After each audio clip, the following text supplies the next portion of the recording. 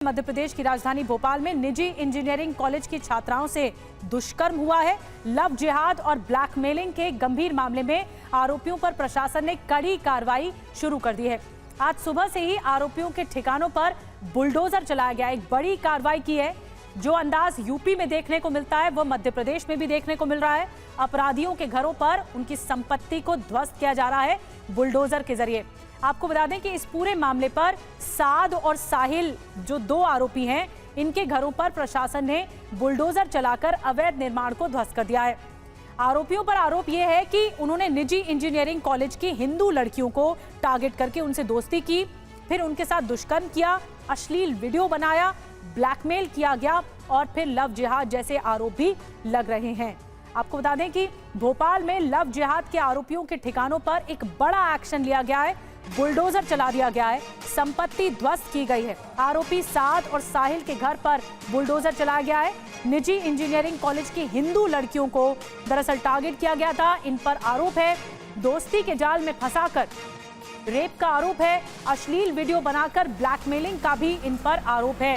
ये देखिए बुलडोजर की कार्रवाई चल रही है और जब पूरी तरह से ध्वस्त कर दिया गया तो वो तस्वीरें भी सामने आई हैं। एक इंजीनियरिंग कॉलेज की लड़कियों से जुड़ा ये मामला है।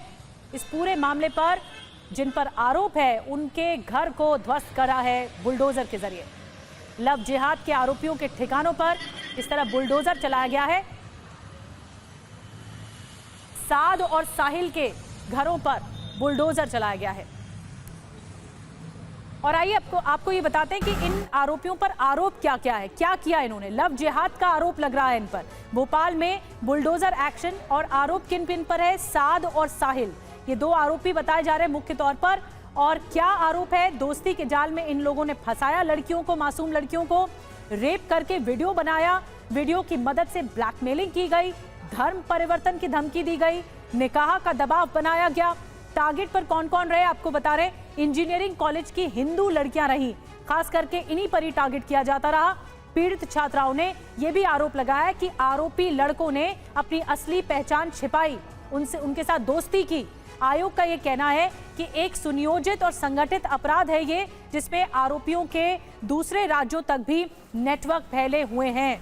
आपको बता दें कि साद और साहिल, ये जो दो मुख्य आरोपी हैं, इनके घर के पास से संवाददाता शुभम गुप्ता ने उस वक्त रिपोर्ट की जब बुलडोजर एक्शन हो रहा था। देखिए रिपोर्ट।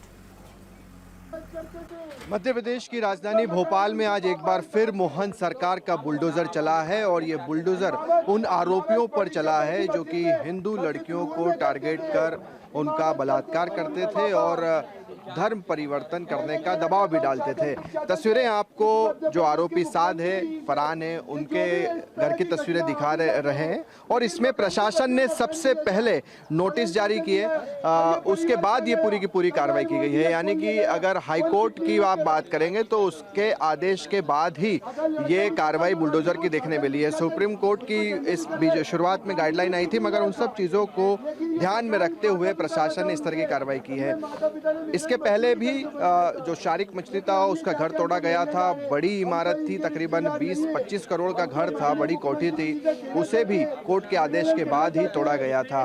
फिलहाल जो तस्वीरें आप देख रहे हैं ये भी उसी का नतीजा है। प्रशासन की टीम सुबह 4 बजे से ही यहाँ पर पहुँच गई थी और उसके बाद इसी तरह की कार्रवाई यहाँ पर लगातार चलती रही। भारी पुलिस बल तैनात था, तकरीबन 400 से 500 पुलिसकर्मी मौजूद थे। मीडिया की आवाजाही पूरी तरह से बंद कर दी गई थी, बैरिकेडिंग कर दी गई थी और उसके बाद ये कार्रवाई को अंजाम दिया गया है। तो मोहन सरकार ने अपने इरादे स्पष्ट तौर पर बता दिए हैं कि जो भी आरोपी हैं, विशेष तौर पर जो लव जिहाद कर रहे हैं, रेप कर रहे हैं, ऐसे आरोपियों को बख्शा नहीं जाएगा। कैमरा पर्सन मुकेश के साथ शुभम गुप्ता, टीवी 9 भारतवर्ष, भोपाल। शुभम की रिपोर्ट आपने देखी। और भोपाल में बुलडोजर कार्रवाई पर मंत्री विश्वास सारंग ने कहा है कि लव जिहाद जैसे कुकृत्य करने वाले समाज में रहने लायक नहीं है। ऐसे अपराधियों को किसी भी कीमत पर बख्शा नहीं जाएगा। लव जिहाद जैसा कुकृत्य करने वाला ये समाज में रहने लायक नहीं है और इसीलिए सख्त कार्रवाई हुई है। वो अपराधी जेल में हैं, उनकी चल अचल संपत्ति जो कि अवैधानिक है उसको सुप्रीम कोर्ट की गाइडलाइन का पूरी तरह से पालन करते हुए आज जमींदोज किया गया है।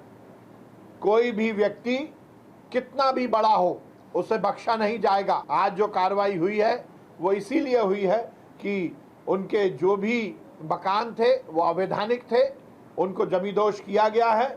ऐसे अपराधी समाज में रहने लायक नहीं है। उनके खिलाफ कार्रवाई हुई है और सख्त कार्रवाई होगी, उन्हें बख्शा नहीं जाएगा।